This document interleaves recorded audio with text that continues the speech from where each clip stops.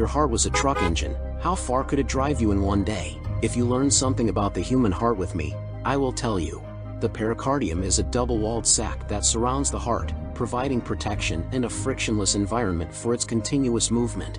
The heart contains 4 chambers, for major valves, the septum, and various blood vessels, along with the sinoatrial node and atrioventricular node, which regulate heart rhythm. Over a day, your heart generates enough energy to drive a truck for 20 miles. Imagine how far it could go in a lifetime. Take a deep look inside the human body with Human Anatomy VR.